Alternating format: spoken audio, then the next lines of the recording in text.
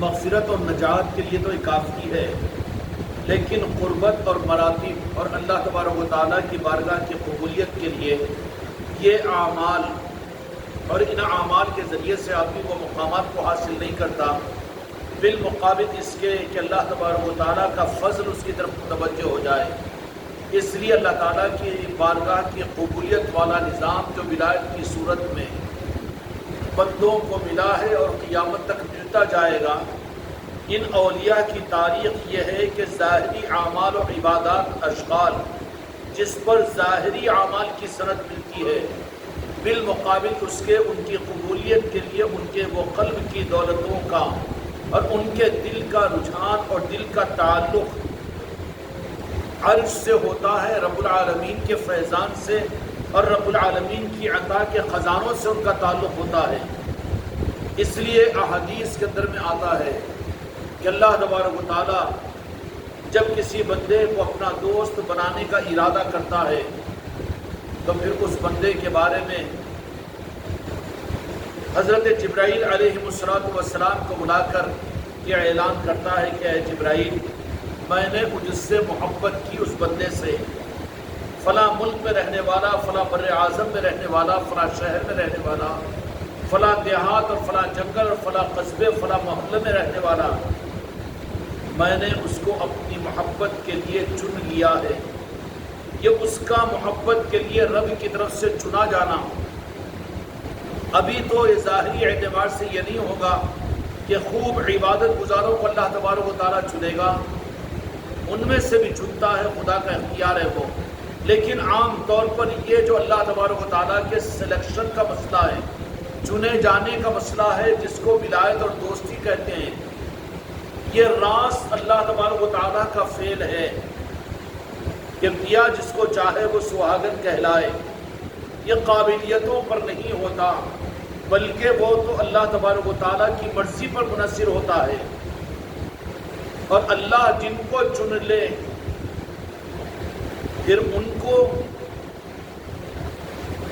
نوازنے کے لیے کیسے نظام اللہ تبارک و تعالیٰ بنا دیتے ہیں۔ سب سے پہلے تو فرشتوں میں اعلان ہوتا ہے کہ فلاں بندے کو میں اس سے محبت کرتا ہوں، اپنی محبت کے لیے میں نے اس بندے کو چن لیا ہوں۔ بخاری شریف کی حدیث پاک ہے، میں نے اس بندے کو چن لیا ہوں اپنی محبت کے لیے، اے جبرائیل تم بھی اس سے محبت کرو۔ تو اللہ تبارک و تعالیٰ پھر اس بندے کی محبت، پہلے تو اللہ اس بندے سے محبت کرتا ہے، تو پھر یہاں پر یہ سوال پیدا ہوتا ہے کہ بندہ کیا اپنے عمل سے، اپنی ذات سے اللہ کے محبت کے قابل یہ بن سکتا ہے؟ کوئی سوال نہیں،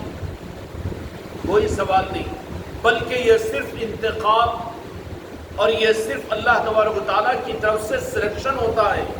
اور ہونے کے بعد اللہ تبارک و تعالیٰ فرشتوں کے سردار کو بلاتا ہے، اے جبرائیل میں فلاں بندے سے، دیکھو اللہ عرش الہی سے اس بندے کو بتاتا ہے کہ زمین کے فلاں حصے پر میں اس سے محبت کرتا ہوں، اور اس کے بعد حکم دیتا ہے کہ اے جبرائیل تم بھی اس سے محبت کرو۔ کیا کرو؟ تم بھی اس سے محبت کرو۔ جب محبت جبرائیل علیہ السلام اللہ کی محبت کی وجہ سے، پہلی ڈگری تو اللہ کے اولیاء کو ولی کے بننے سے پہلے خدا کے بارگاہ کی سے مل جاتی ہے کہ میں اس بندے سے محبت کرتا ہوں۔ اس کے بعد اللہ تبارک و تعالیٰ جس سے محبت کرتا ہے اس بندے کی طرف میں جبرائیل امین علیہ السلام کو فرماتا ہے کہ میں اس سے محبت کرتا ہوں، میرا حکم ہے کہ تم بھی اس سے محبت کرو۔ اب اللہ تعالیٰ نے حکم دے دیا، اولیاء سے محبت فرشتے کرتے ہیں تو حکم خداوندی کی بنیاد پر، اولیاء سے محبت اگر زمین والے کرتے ہیں تو وہ خدا کا حکم پورا کرتے ہیں، اولیاء سے محبت اگر حجر و شجر کرتے ہیں اور محبت اور قبولیت دنیا میں ان کی تقسیم کر دی جاتی ہے تو اصل کے اعتبار سے تو وہ اللہ کے حکم کو پورا کرتے ہیں، اور مخلوق اللہ کے حکم کو پورا کرے گی یا بندوں کے حسد کی وجہ سے اللہ کے حکم کی نافرمانی کرے گی۔ اسی لیے اللہ تبارک و تعالیٰ نے یہ بات فرمائی کہ جس سے میں محبت کرتا ہوں اور جس سے محبت کرنے کا حکم میں نے فرشتوں کے ایمان کو اور فرشتوں کو عطا کیا ہوں، اور وہ فرشتوں کے ذریعے سے آسمانی دنیا کے سارے فرشتوں کو میں باعتبار حکم کے اور قانون کے حکم دے دیتا ہوں کہ سارے دنیا کی مخلوق اس میرے ولی سے اور میرے دوست سے جس سے میں محبت کرتا ہوں اس سے محبت کرو۔ تو کیا ہو گیا؟ مخلوق کے اوپر تو اللہ کے حکم کا پورا کرنا فرض ہو گیا کہ نہیں ہو گیا؟ اب ساری مخلوق جو اس سے محبت کرتی ہے تو اولیاء سے محبت اس معنی کے اندر میں اس رخ کے اعتبار سے بھی فرض ہے۔ فرض کیا ہے؟ فرض ہے۔ اور یہ فرض اللہ تبارک و تعالیٰ کن کو عطا کرے گا؟ فرما برداروں کو عطا کرے گا۔ اور یہ فرض اللہ تبارک و تعالیٰ ہر ایک کو عطا نہیں کرے گا۔ اور یہ فرض فرشتوں کو تو اللہ تعالیٰ دیتا ہے، اور زمین کے فرشتوں کو، ارض و سما کو تو دے دیتا ہے کہ میں اس بندے سے محبت کرتا ہوں، میں معین الدین خواجہ معین الدین سے محبت کرتا ہوں، اے جبرائیل تم بھی محبت کرو اور اپنی محبت کا اعلان کر دو۔ اور وہ جبرائیل امین یہ اعلان کرتے ہیں کہ اللہ اس سے محبت کرتا ہے، اور پھر میں جبرائیل بھی اس سے محبت کرتا ہوں۔ اپنی محبت کی سند کے دینے کے بعد میں آسمانی دنیا میں کیوں کہ اجتماعی نظام کے لیے جماعت کی نماز میں امام کا ہونا ضروری ہوتا ہے، اطاعت اور اتباع کے لیے کسی کی تابعداری ضروری ہوتی ہے۔ تو اللہ تبارک و تعالیٰ جب محبت کرتا ہے کسی بندے سے، جو کسی وقت میں راجہ شاہ ولی سے کیا، اور کسی وقت میں تاج الاولیاء سے کیا، صابر پاک سے کیا، بابا فرید سے کیا، اور بابا قطب الدین بختیار کاکی سے کیا، اور خواجہ خواجگان سلطان الہند سے کیا۔ کب کیا؟ جبکہ دنیا پہچانتی نہیں تھی۔ دنیا تو پہچانتی ہے کرامتوں کے ظاہر ہونے کے بعد، یہ دنیا تو پہچانتی ہے۔ اور عام طور پر اللہ تبارک و تعالیٰ اپنے اولیاء کو، جن کو اللہ تبارک و تعالیٰ منتخب کرتا ہے، خدا کی اکثر سنت یہ رہی کہ آخر وقت تک ان کو چھپائے رکھتا ہے۔ کیا کرتا ہے؟ چھپائے رکھتا ہے۔ اللہ کی عظیم سنت ہے، حتیٰ کہ اللہ تبارک و تعالیٰ نے اپنے پیغمبر اور نبیوں سے بھی ان کی امت کے اولیاء کو چھپائے رکھا۔ قرآن مجید کے اندر میں سورہ کہف کے اندر میں موسیٰ علیہ السلام سے ان کی امت میں حضرت خضر علیہ السلام لیکن نظروں سے چھپے رہے، جنگلوں میں رکھا، ویرانیوں میں رکھا حضرت موسیٰ علیہ السلام کے زمانے میں، اور ایک مرتبہ کہا کہ تمہاری دعاؤں کے اوپر میں بارش نہیں برسا رہا ہوں، لیکن ایک بندہ ایسا ہے کہ اگر وہ مجھے کہہ دے تو میں تمہارے لیے بارش کو برساؤں گا۔ کہا کہ وہ بندے کو میں کہاں ڈھونڈوں؟ کہا کہ ڈھونڈنے کے ارادے سے نکل جاؤ۔ اس لیے اس خانقاہ محمدیہ اجمیری نصرتی کے ذریعے سے بڑی دلیری کے ساتھ میں، اجاگری کے ساتھ میں، ماحول کے خلاف میں ہم نے اعلان کیا تھا کہ امت کو جمعہ کے بیانوں میں، امت کو عیدین کے ممبروں سے، اور یہ امت کے ان علماء اور زعماء کی ذمہ داری بلکہ فرائض منصبی میں داخل ہے کہ علی الاعلان امت کو مرید بننے کی اور پیر کے ڈھونڈنے کی دعوت دو، طلب پیدا کراؤ امت کے اندر میں۔ ذمہ داری ہے یہ، تمہاری میری ذمہ داری، اپنے حلقے کے اعتبار سے، اپنے دوستوں کے اعتبار سے، اپنے خاندان کے اعتبار سے، اپنی اولادوں کے اعتبار سے، اور اپنے حلقے کے اعتبار سے، یہ تمہاری میری ذمہ داریوں میں داخل ہے۔ اگر تم خانقاہ محمدیہ اجمیری نصرتیوں سے اگر وابستہ ہو اور اپنے آپ میں حق سمجھتے ہو تو بلا کسی جھجک کے، اور بلا کسی خوف کے، اور بلا کسی ڈر کے، اور بلا کسی تحفظات کے یہ نہیں سمجھنا کہ کیا میں ذلیل ہو جاؤں گا۔ ارے اس سے زیادہ ذلیل ہو جائے گا تو، کیوں کہ تیری ذمہ داری کو اگر تو پورا نہیں کرے گا تو نظام قدرت تیری ذلت کے فیصلے کرے گی۔ اور یہ کٹوتی جو منشے کو پورا نہ کرے، وہ پیر کے منشے کو پورا نہ کرنے والا، اور حکم پیر کو پورا نہ کرنے والا، وہ پھر نتیجے کے اعتبار سے اس نظام کا آسمانی دنیا میں قرار نہیں دیا جائے گا۔ اس لیے ہم نے اعلان کیا تھا اپنے ہر مرید کو، ہر علماء کی خدمت میں عرض کیا تھا اور ہر پیروں کی خدمت میں عرض کیا تھا کہ تم اس وقت میں امت کے لیے بہت ضروری ہے اپنے دوستوں میں، اپنے خاندانوں میں، اپنی اولادوں میں، اپنے غم و خوشی کے موقعوں پر جہاں تک ہو سکے بنداس، بغیر کسی تکلف کے، بغیر کسی تحفظات کے، کیا کہو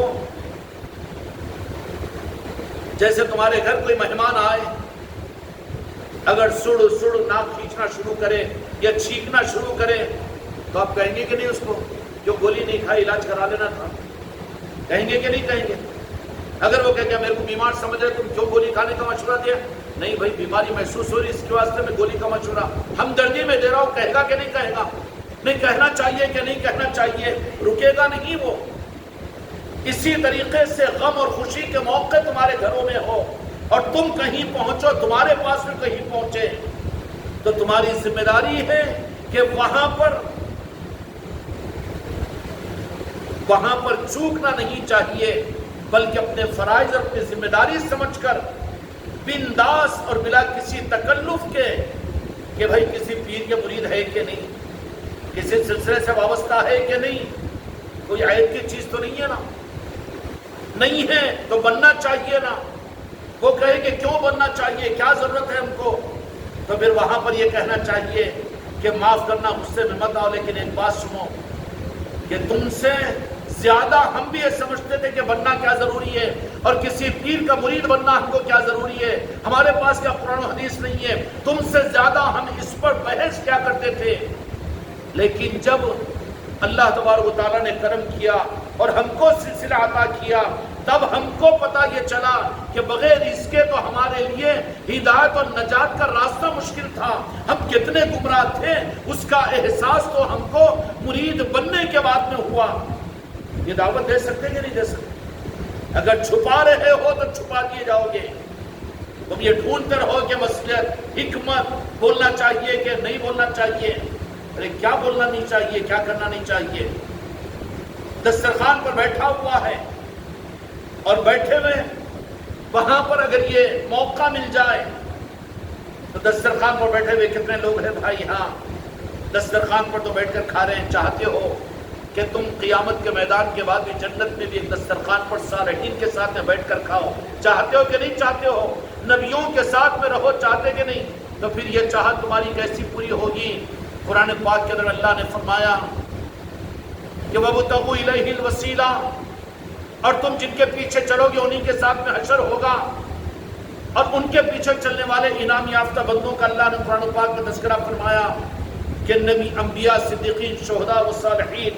اولیاء ہیں۔ اگر اولیاء کی سنگت اور اولیاء کی نسبت کو حاصل نہ کرو تو اولیاء تو جنت میں دسترخوانوں پر بیٹھے رہو گے اور ان کا انکار کرنے والوں کو جہنم میں پہنچا دیا جائے گا۔ اگر تم اس دسترخوان کے ساتھ میں جنت کے دسترخوان میں بھی ہمارے ساتھ میں رہنا چاہتے ہو تو پھر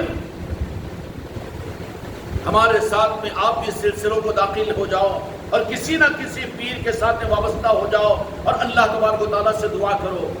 میرے بچوں، تمہارے لیے تمہاری گمراہیت تمہارے لیے کہیں تمہیں کھڈے میں نہ ڈال دے اور محروم نہ کروا دے، کیوں کہ نظام اب جس تیز رفتاری کے ساتھ میں چل رہا ہے، سیدھی بات یہ ہے کہ تم کو اس کے ساتھ میں چلنا پڑے گا۔ اگر نظام تو چلے آگے اور ہم چلے اپنی مرضی سے تو ذرا حشر کو سوچو کہ پلیٹ فارم پر ٹکٹ تو آپ نے لے لیا اے سی کا اور بہت اچھا، ٹرین بھی آگے پٹری پر اور جا رہی ہے دہلی کو، سب کچھ کنفرم ہے،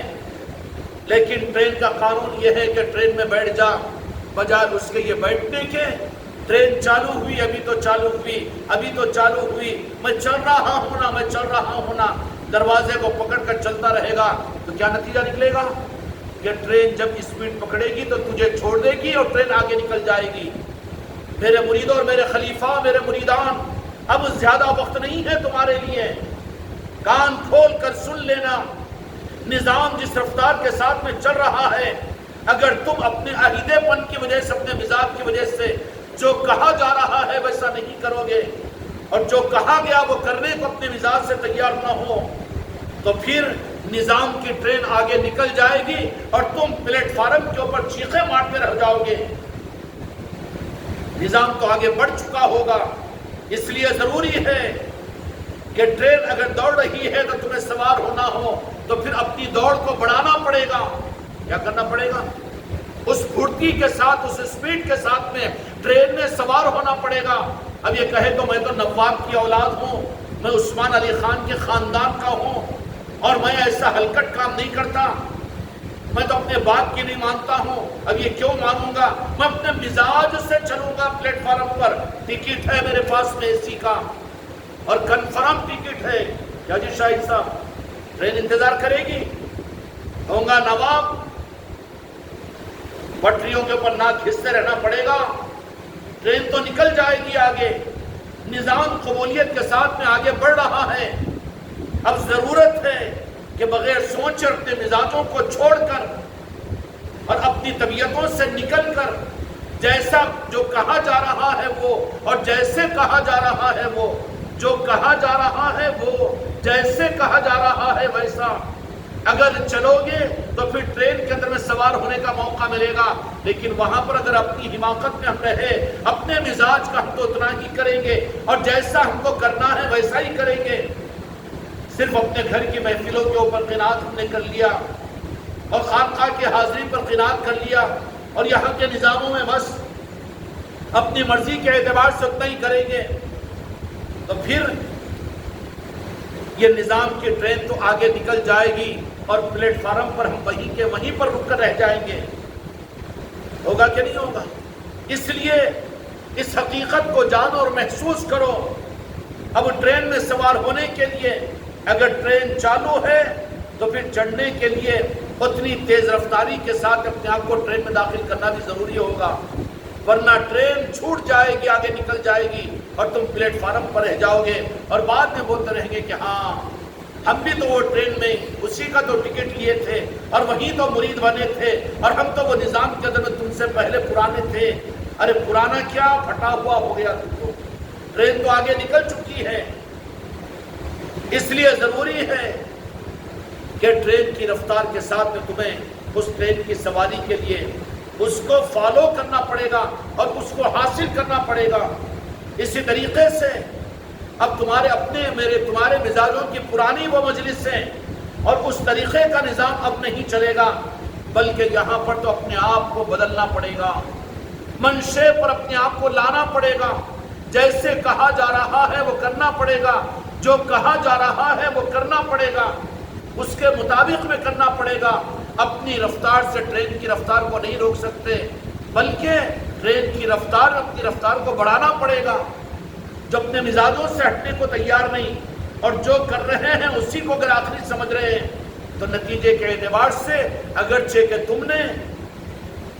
پیر سے ٹکٹ حاصل کر لیا، کنفرم ٹکٹ ہے، شجرا بھی تمہارے پاس ہے، چشتیہ رومال بھی تمہارے پاس ہے، اجمیر شریف کی حاضریاں بھی ہمارے پاس ہے اور اپنے گھروں کی محفلیں بھی ہیں، روزانہ کے خانقاہوں کی حاضری بھی ہے،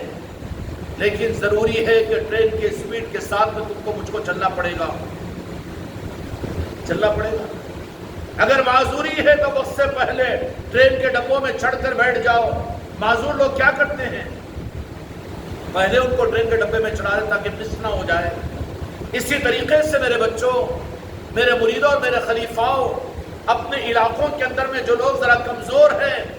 ان کو اپنے ساتھ میں لے کر چلنے کے لیے، جیسے ٹرین میں چلنے والے ان کی مس نہ ہو جائے ٹرین، پہلے کمزوروں کو اٹھا کر ٹرین میں پہنچا دیتے ہیں۔ بہمت لوگ، بہمت وہ خلیفہ اور وہ مرید نظر انداز نہ کرے میرے ان بچوں کو، بلکہ کہے کہ تم ٹرین میں سوار ہو جاؤ۔ اللہ نے فراغت عطا فرما دی ہے دنیا سے، اپنا زیادہ وقت خانقاہوں کے اندر میں گزارو، وہاں کی خدمتوں کے اندر اپنے آپ کو لگاؤ اور زیادہ وہاں پر آنے والے مہمانوں کی قدر کرو اور آنے والے مہمانوں کی خدمت کرو۔ ہر خانقاہ کے اندر میں،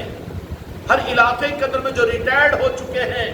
یا جن کو دنیا کی سہولتیں مل کر فارغ ہو چکے ہیں، دنیاوی ذمہ داریوں کے اعتبار سے ان کے اوپر کوئی زیادہ محنت کرنے کا بوجھ نہیں ہے، وہ لوگ عہدی نہ بنے، بلکہ اپنا زیادہ سے زیادہ وقت خانقاہوں کی خدمت میں دے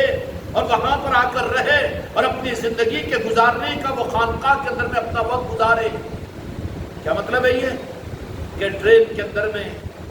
آ کر بیٹھ گئے ہیں، ٹرین ان کو چھوڑ کر نہیں جائے گی، وہ ٹرین کے ساتھ میں رہیں گے۔ سمجھ میں آئی بات؟ اس لیے علاقے کے وہ خلفاء اور علاقے کے وہ ذمہ دار تھوڑا سا ایسے جو ظاہری اعتبار سے معذور اور مجبور ہیں، تم اپنی خانقاہوں اور اپنے علاقوں کے اندر میں ایسے لوگوں کو ڈھونڈو کہ جو ریٹائرڈ ہو چکے ہیں اور جو دنیا سے فارغ ہو چکے ہیں، جن پر دنیا کی کوئی زیادہ کمانے کی ذمہ داریاں نہیں ہیں اور ایسے فارغ البال لوگ ہیں،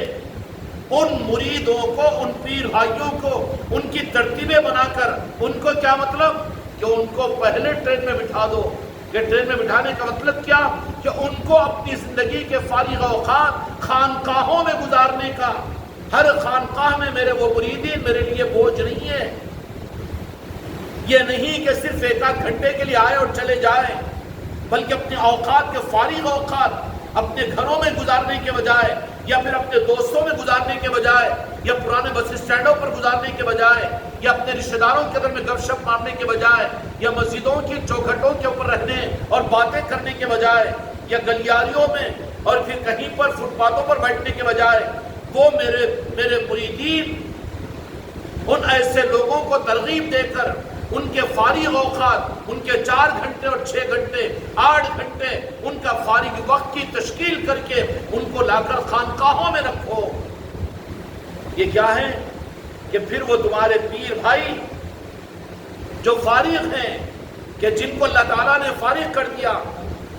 میرے مریدین پر غریب نواز کا کرم یہ ہے کہ نوازشوں کے دروازے دنیا کے اعتبار سے ویسے کھل رہے ہیں کہ ان کو دنیاوی اعتبار سے بھی فارغ کیا جا رہا ہے۔ کم محنت کے اندر میں دنیا کے اسباب ان کے بن رہے ہیں۔ اس کا مطلب یہ نہیں کہ اور زیادہ دنیا میں وہ کود جائے، بلکہ جب وقت مل جائے تو اس وقت کی صحیح قدر یہ ہوگی کہ وہ اپنے اوقات کو نکال کر خانقاہوں میں تنہیوں میں آ کر بیٹھے، اپنے گھروں میں گزارنے کا وقت اور ادھر ادھر جانے کا وقت فارغ جب ہو چکے ہو تو اپنے اوقات کو ان کو خانقاہوں میں گزارنا چاہیے۔ اگر ایسے 2 4 10 آدمی اگر خانقاہوں میں آ کر ہر خانقاہ میں بیٹھ جائے، خانقاہیں صرف گھنٹے 2 گھنٹے کے لیے خانقاہ نہیں ہوتی، بلکہ وہاں پر تو 24 گھنٹے طالبین اور سالکین موجود رہنا چاہیے۔ ایسے لوگ جمع ہو جائیں تو پھر وہ اپنے مشورے کے ساتھ میں، گھر اگر ہو تو ٹھیک ہے گھر سے ٹفن لا لے، یا اگر نہ ہو تو پھر خانقاہ میں بھی اپنے ذمے کے اعتبار سے ڈال کر اپنے لنگر اور کھانے پینے کا نظم وہیں پر کر لے۔ خانقاہوں کو آباد کرو اور وہاں پر ایسے آباد کہ اگر میرے مریدین خانقاہوں میں اپنے 2 2 4 4 6 6 8 8 گھنٹے فارغ کر کے آگے خانقاہوں میں رہنا شروع کرو تو پھر عوام کو معلوم ہوگا، تو تم سے خانقاہی نظام سیکھنے کے لیے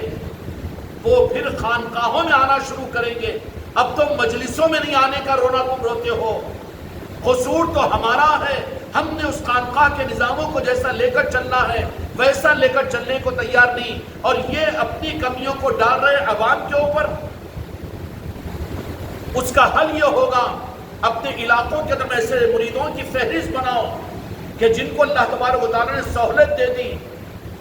جس دنیا کی ذمہ داریوں کو پورا کرنے کے لیے لوگوں کو آٹو دھوپ کے اندر میں چلانا پڑتا ہے، ترکاری کی دکانوں پر بیچنا پڑتا ہے، کاروبار میں اپنے اوقاتوں کو لگانا پڑتا ہے، ان کی وہ مجبوری ہے۔ لیکن جن کو اس سے سہولت عطا ہو گئی ہو، ان لوگوں کے نام لکھ کر اور ان کے پاس میں جا کر ان کی خدمت میں یہ گزارش کرو کہ تم اپنے 2 2 4 4 گھنٹے خانقاہوں میں آ کر گزارے، کرنٹ کا بل چلنے دو، وہاں پر ان کو سہولتیں پہنچاؤ، اگر کھانے کا مسئلہ ہو تو کھانا بھی وہاں پکواؤ۔ یہ نہیں کہ خاموخواہ کے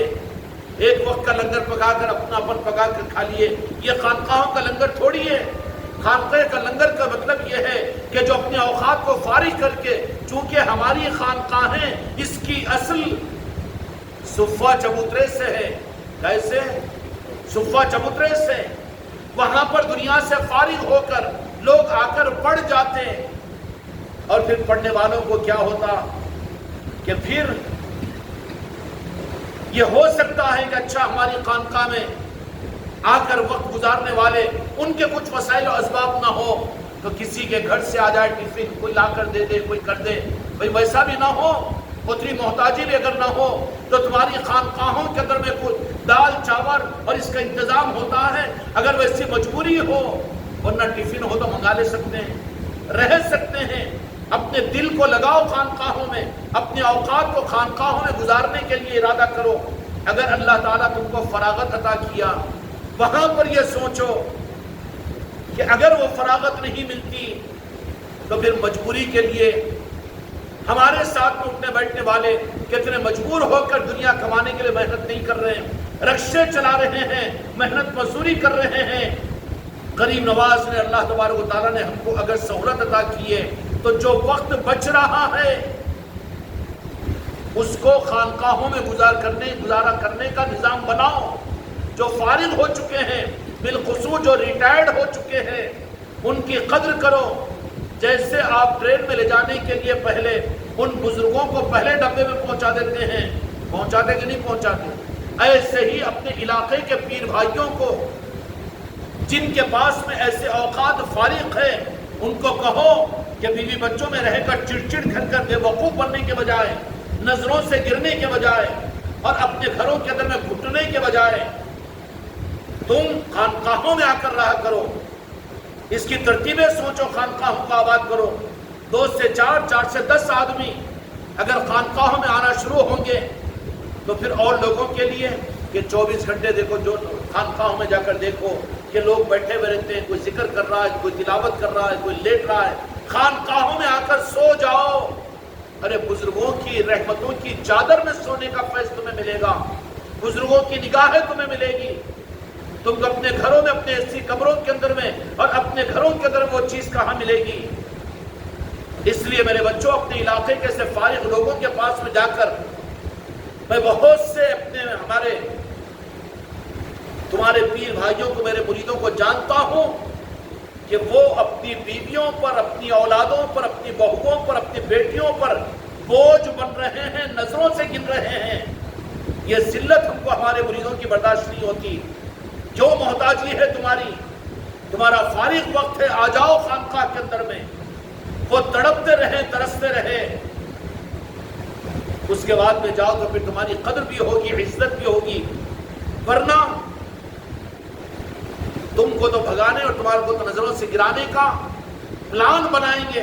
کیا کٹ کٹ کرتے رہتے، کیا ہے کہ یہ پوتروں کے اوپر چڑ چڑ کرتے اور وہ بہوؤں کو گالیاں دیتے رہتے۔ نکالو نا یہ بڈھے کو، ذلت ہوگی کہ نہیں ہوگی؟ یہ نوبت میرے مریدوں پر مت آنے دو۔ اس کے لیے طریقہ یہی ہے کہ خانقاہ والے صرف یہ نہ سمجھ لیں کہ چراغی کا عمل کر کے آگے مجلس سے بیٹھ گئے، اس کے بعد چھٹی نہیں۔ نظام کو آگے بڑھانے کے اندر میں ایک روح یہ بھی ہے کہ اپنے علاقے کے ایسے فارغ لوگ جن کو اللہ تبارک و تعالیٰ نے فارغ کیا ہے،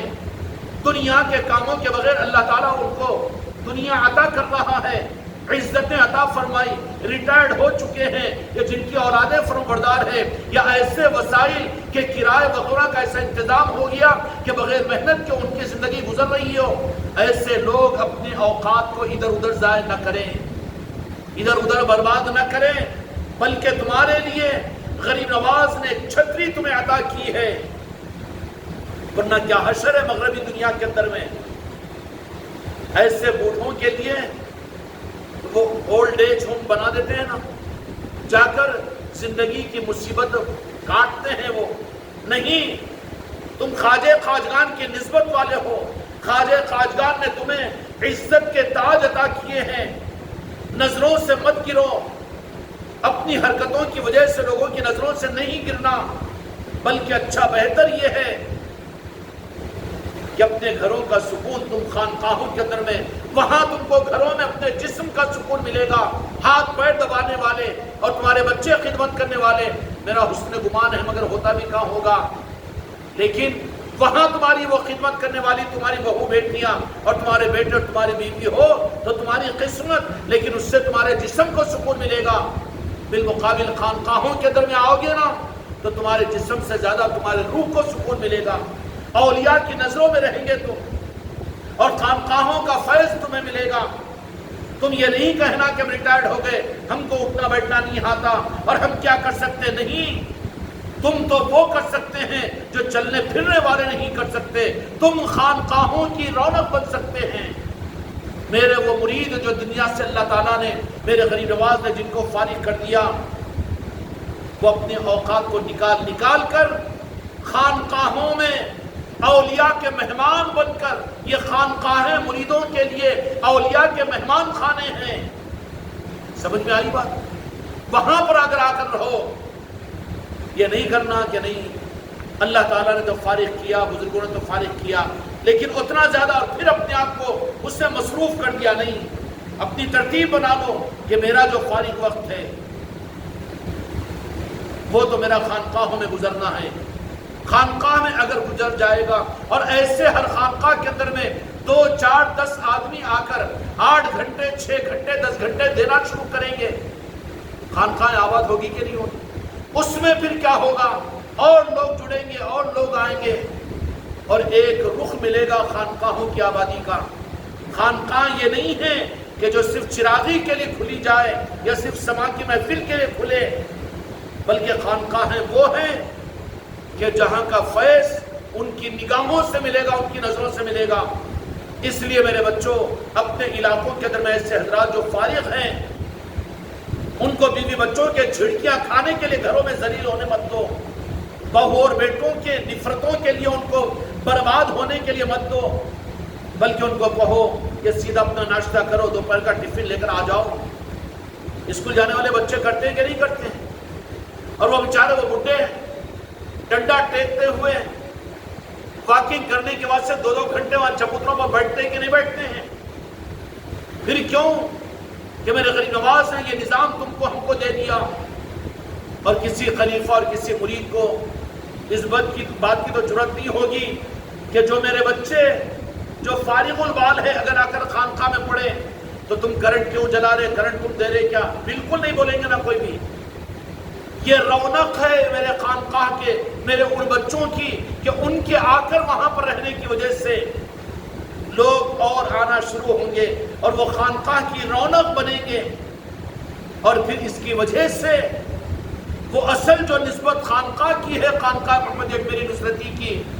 مدینہ پاک کے صفہ چبوترے کی، اس سے نسبت قائم ہوگی۔ وہاں بیٹھنے والے کون تھے؟ کام کاج اور دنیا کے کمانے کی ذمہ داریوں کے والے وہ صحابہ کرام تو اپنا شفٹ بنا کر میرے آقا کی بارگاہ میں اور مسجد نبوی میں آ کر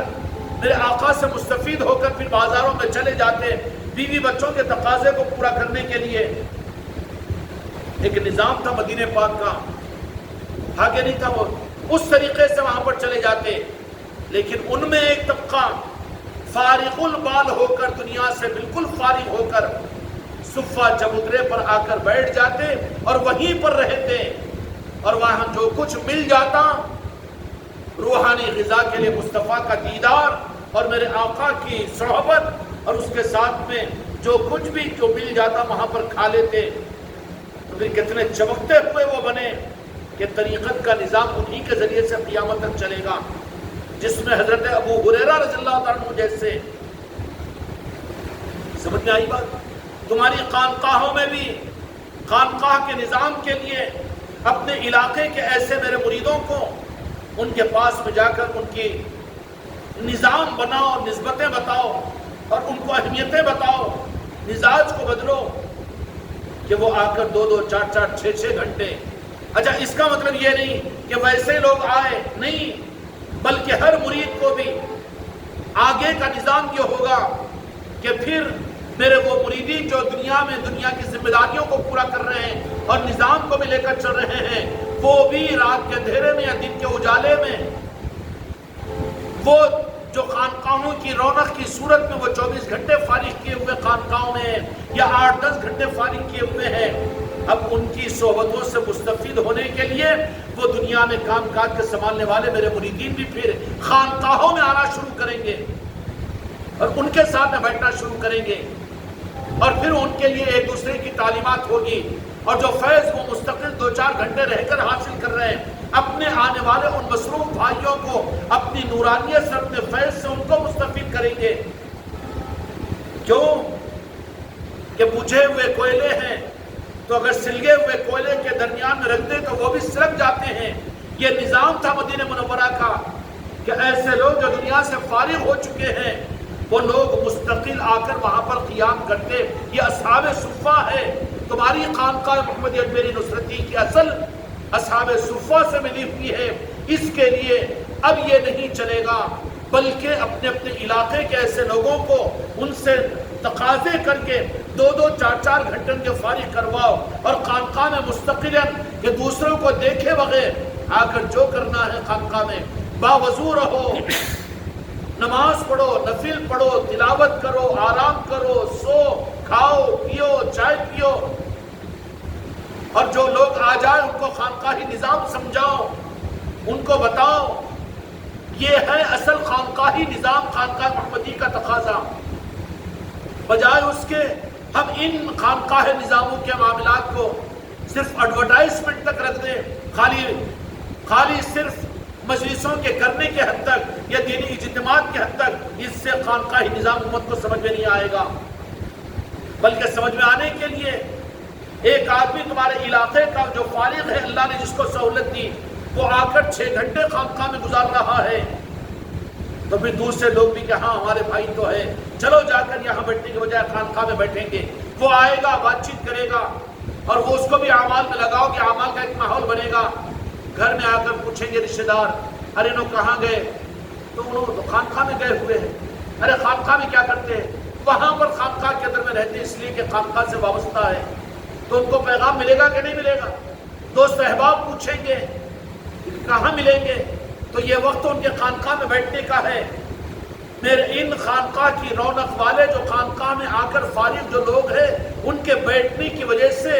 یہ بیانوں کے ذریعے سے خانقاہ کے نظام کو اتنی ترویج نہیں ہوگی جتنے، اسی لیے میں نے خانقاہ کی زینت کہا ہے ان بچوں کو جو اپنے فارغ اوقات کو خانقاہوں میں آ کر گزارے۔ سمجھ میں آئی بات؟ یہ مت سوچو کہ وہ آ جائے تو ان کے کھانے کا کیسا ہوگا، اور پھر کرنٹ بل کا کیسا ہوگا، اور پنکھے کا کیسا ہوگا، کولر کا کیسا ہوگا۔ یہ نظام تو تم کو میرے غریب نواز نے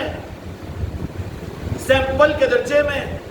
اس مسجد انوار مصطفیٰ کے اندر میں رمضان میں اجتماعی اعتکاف کی صورت میں عطا کیا کہ نہیں کیا؟ کیا اس کے لیے کوئی چندہ کرنا پڑا؟ کہ کرنٹ بل کے بننے کے لیے چندہ دو یا آنے والوں کے لیے کرو، کوئی کرنا پڑا؟ کیسا ماحول رہتا ہے؟ پورے عادل آباد میں نہیں، پورے علاقے کے اندر پہچان ہوتی ہے کہ رمضان کے آخری عشرے کا اعتکاف اگر دیکھنا ہو تو مسجد انوار مصطفیٰ میں جا کر دیکھو۔ عام لوگ جو اگرچہ کے حسد اور دل میں عداوت رکھتے اس نظام کے ساتھ میں، لیکن یہاں پر اعتکاف کے اس ماحول کو دیکھ کر کہتے ہیں کہ نہیں، حقیقت میں وہاں کا ماحول ہے۔ جب یہ 10 دن کے یہ نظام کی وجہ سے عوام میں یہ پیغام پہنچ رہا ہے، اگر اس طرح کا نظام منشا پیر کو پورا کرنے کے لیے اگر تم نے اپنے علاقوں کی خانقاہوں کے اندر میں جو دنیا سے فارغ ہو چکے ہیں، جن کے پاس وقت ہے، اچھا جن کو اللہ تعالیٰ نے فارغ کیا، اگر وہ اپنے فارغ وقت کو صحیح نظام میں اگر نہ لگائے تو دین اور دنیا دونوں کے اعتبار سے بربادی کے راستے پر جائیں گے وہ۔ اس لیے رحم ہے تمہارا اپنے ان پیر بھائیوں پر کہ جن کو دنیا کی محنت کے بغیر اللہ نے دنیا کے نظام بنا دیے، کسی کو اپنے کاروبار کے کرنے کی ضرورت نہ پڑے، کسی کو پینشن کا مسئلہ ہے اور کسی کو اور آمدنی کے ایسے ذرائع غریب نواز نے بنا دیے، کرایوں کا نظام بنا دیا۔ اب فارغ ہوا تو اس کے بجائے کیوں کہ بیکاری تو گمراہیت کا دروازہ ہوتی ہے، پھر جائے گا فون کے اوپر، بڈھا ہے لیکن کیا کرے گا، یہ کیسے گلچھرے اڑائے گا، پھر جائے گا کسی طرف میں، پھر جائے گا کسی طرف میں، پھر فونا کرے گا، بھاؤ بیٹیوں میں لڑایا لگائے گا اور ان کی نظر سے گرے گا، چھی چھی چھی چھی ہو جائے گا نا۔ اس لعنت سے اپنے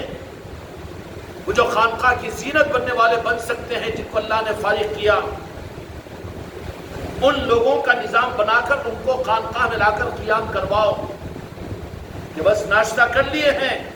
چلو دوپہر کا ٹفن لے لیے، اب خانقاہ میں رہیں گے ہم،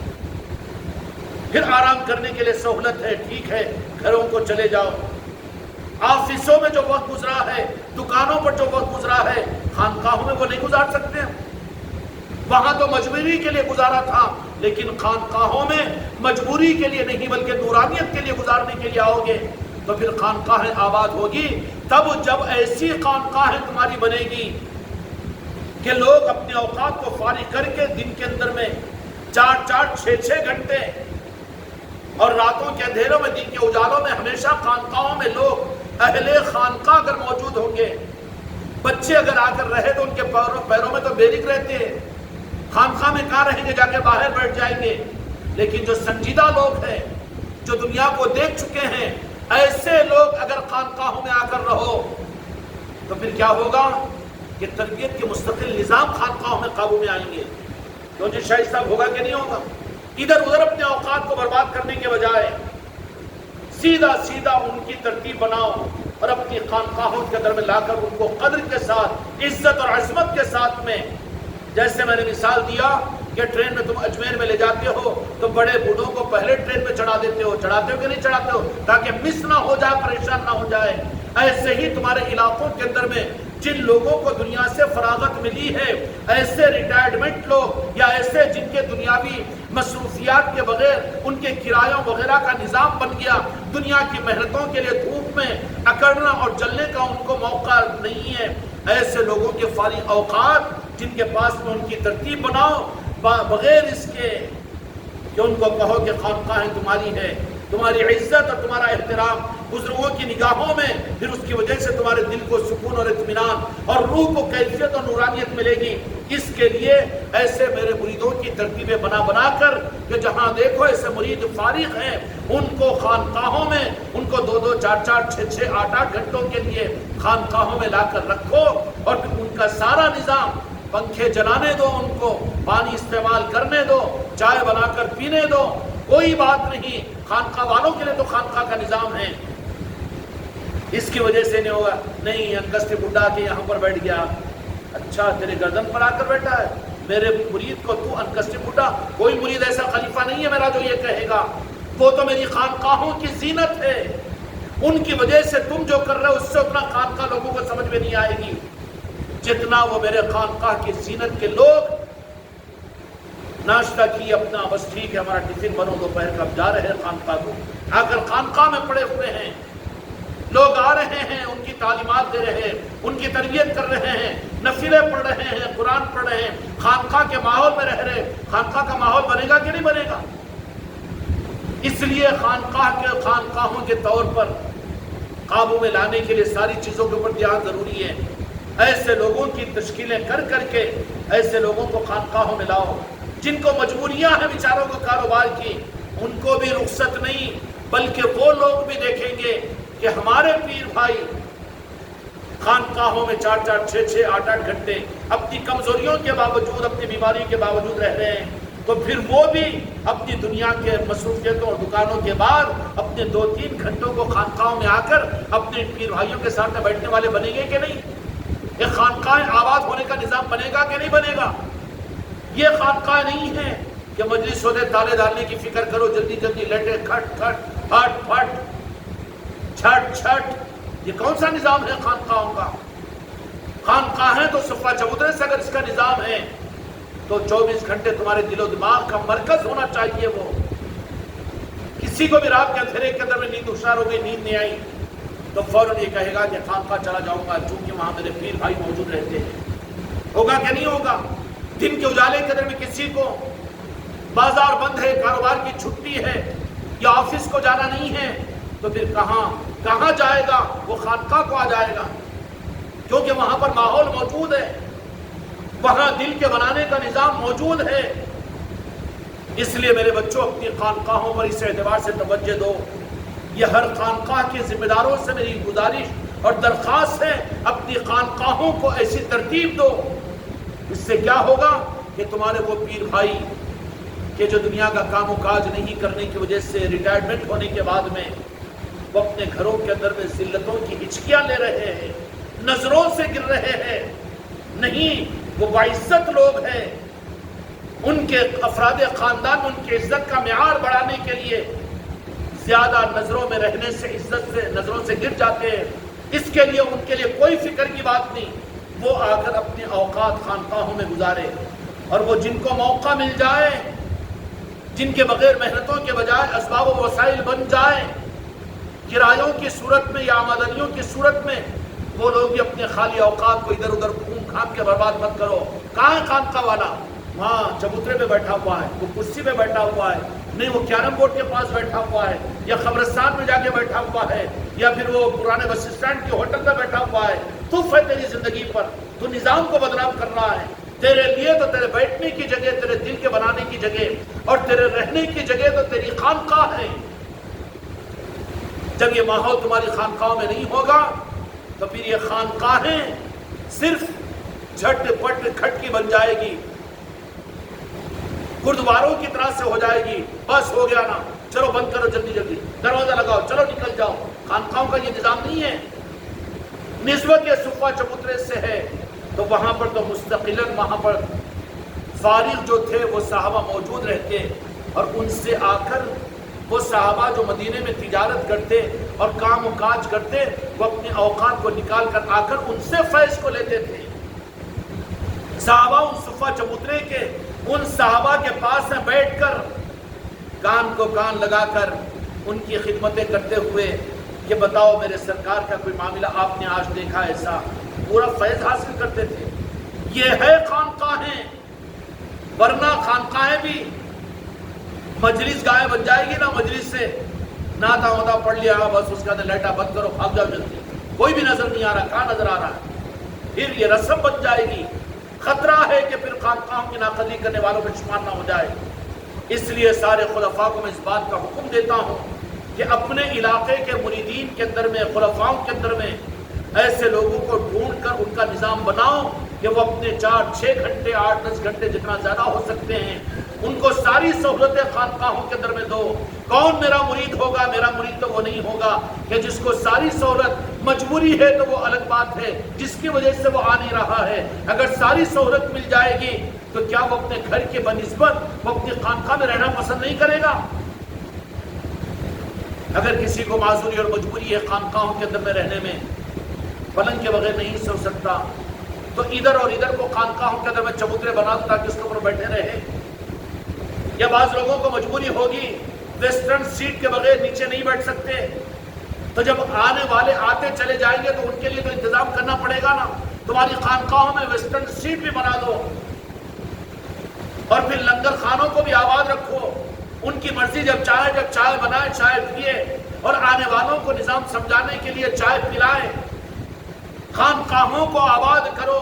یہ صرف مجلسوں کے لیے آباد کرنا یہ اصل خانقاہ محمدی اجمیری نصرتی نہیں ہے، بلکہ خانقاہ محمدی اجمیری نصرتی جس کی نسبت اور نقل ہے صفہ چبوترے سے، جو 24 گھنٹے آباد رہنا چاہیے، لوگ فارغ و بال ہو کر وہاں پر آئے اور لوگ خانقاہی نظام کو سیکھے۔ وہاں پر سکھانے کا ذریعہ بنے گی کہ نہیں بنے گی؟ اب 2 گھنٹے کی جا کے ورنگل کے دینی اجتماع میں کیا نظام سکھاؤ گے؟ سیکھنا جو ہوگا خانقاہوں کو، لوگ دور دور سے آئیں گے کہ خانقاہ کے نظام کو سیکھنا ہو تو جاؤ عادل آباد کی خانقاہ کو، جاؤ لکشمنی پیٹ کی خانقاہ کو، جاؤ کاغذ نگر کی خانقاہ کو، جاؤ نظام آباد اور حیدرآباد اور کلیڑے کی خانقاہ کو، کہ وہاں پر خانقاہوں کے اندر بھی کس طرح کا نظام ہے۔ ہوگا کہ نہیں ہوگا؟ اللہ تمہاری میری زندگیوں کو بھی اس خانقاہی نظام کے لیے قبول فرمائے۔ اور کتنی حسین موت ہوگی وہ کہ جس کی زندگی کا آخری دن بھی خانقاہ میں گزرے، اور جس کا آخری رات بھی خانقاہ کے اندر میں گزرے، اور خانقاہی نظام کے ساتھ میں۔ یہ ہے خانقاہی نظام کو اڑنا اور بچھونا بنانا۔ اب جب فارغ ہو چکے تو اب اور کیا فکر کی بات ہے؟ تم اس طرف میں اگر اپنے آپ کو جوڑو گے تو تمہاری دنیا کو میرے غریب نواز اتنا ہلکا سے ہلکا کرتا چلا جائے گی، اور اتنے تم فارغ ہوتے چلے جاؤ گے۔ ایک نظام خانقاہوں کا بن جائے گا۔ امت کے سامنے صرف خانقاہی نظام کا سمجھانا ہی نہیں، بلکہ پریکٹیکلی اس خانقاہ محمدی اجمیری نصرتی کے ذریعے سے پریکٹیکلی صفہ چبوترے کی خانقاہ کا نظام امت کو اور انسانیت کو دینا مقصود ہے۔ اور وہ اس وقت میں ہوگا خالِ ذکر کی مجلس سے، مرکزی مجلس سے، یا نعتوں کی مجلس سے، سما کے محفل سے، درود کے دستر سے، صلاۃ والسلام سے نہیں ہوگا، بلکہ وہاں پر خانقاہوں کی رونق۔ میرے وہ بچے ہیں جو خانقاہوں میں اپنے 4-4 6-6 گھنٹے وہاں پر گزاریں، رہیں، اکیلے ہو کے 10 ہو۔ جب ہوں گے تو پھر کیا ہوگا کہ پھر لوگوں کو رخ ملے گا اور سمجھ میں آئے گا، تربیت کا مستقل نظام چلے گا۔ اللہ تعالیٰ اس نظام کو اپنی زندگی کے اندر میں لینے کی توفیق عطا فرمائے اور اپنے آپ کو ان مصروفیتوں میں لگانے کی توفیق اور حکمت عطا فرمائے۔ بحق لا الہ الا اللہ۔